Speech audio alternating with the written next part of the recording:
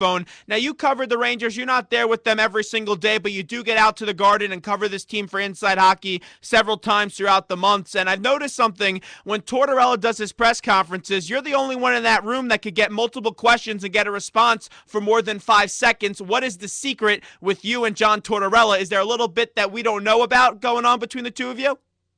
You know, it's interesting. You're not the first person that's asked me that. There are guys that he does look to in the press conference, and there are guys that, he shuts down immediately. For some reason, going back to midseason last season, we developed this mutual respect, and, I've never had a problem with him. Not at all. Dubinsky coming back tonight from what Monzo told me a few minutes ago. Eminger is going to be out. No Zuccarello tonight. What does Dubinsky bring to this Rangers team that needs a little bit more of an offensive spike? It's hard to tell. It depends on his health. Number one, what he does bring if he's healthy is another great penalty killer. His offense has suffered this year. He hasn't been the goal scorer, anyone expected him to be. You figured you would have penciled him for 20 is what you were hoping out of him, and he just couldn't bury chances early. Got demoted constantly for second and third and fourth line. He does bring energy. He does bring an edge.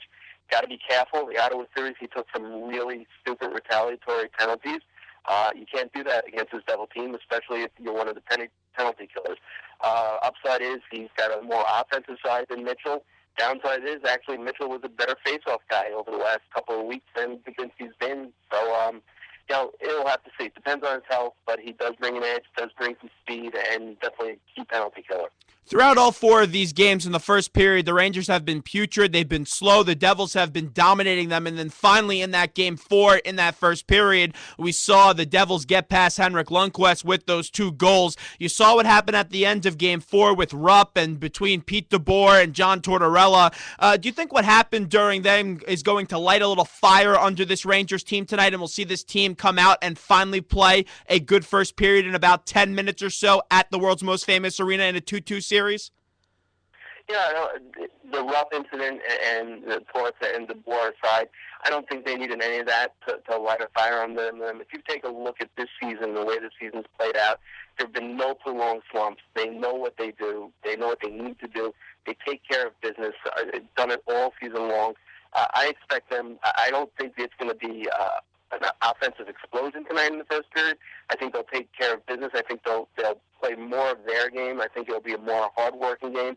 I think they'll cycle the puck down low a lot more, and what John really wants is puck possession. That's why the Devils look so explosive. He said the bottom line is they didn't have the puck. They didn't control the puck enough, and that's how you slow down a team like the Devils, by controlling the puck, controlling the boards. And there hasn't been enough of that yet. Again, it's 2-2. They still have home ice.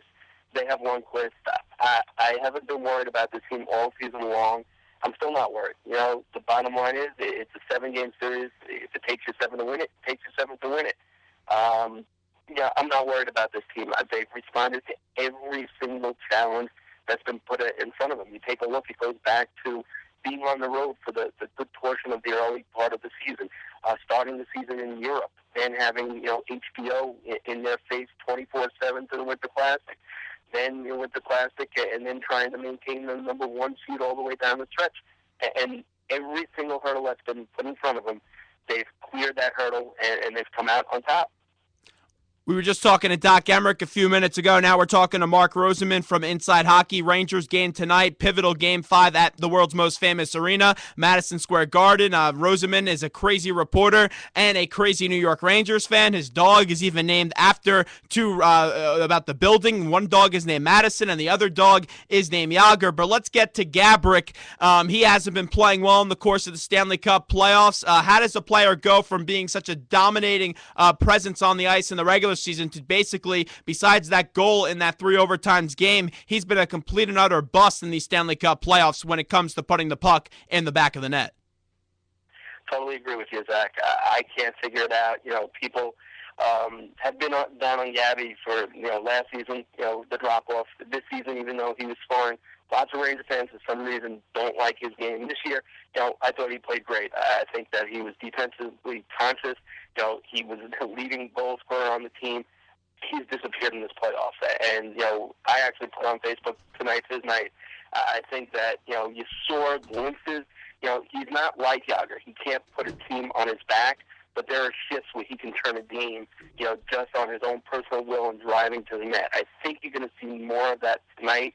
I think, he is motivated. He's trying. There's just not a lot of open space in the playoffs, and that's the issue. I mean, no one's really scoring back for this team. You take a look at these goals. I mean, you're getting them from Dozado, you're getting from Girardi, you're getting them from Stroman and Chris Kreider.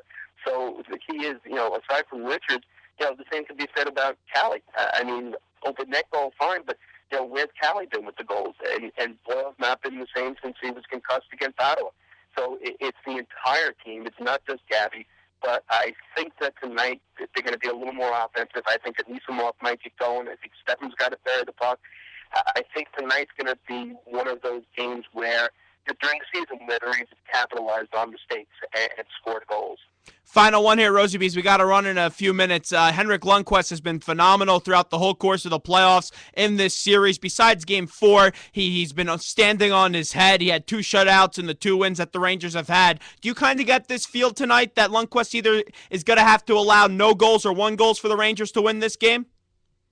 No, I think tonight, it's all gut, and by 10:30, 11 o'clock tonight, we'll all know. But I have a feeling tonight's going to be like what the Devils were the last game. That's what the Rangers are going to be tonight. That's the way this series has been going.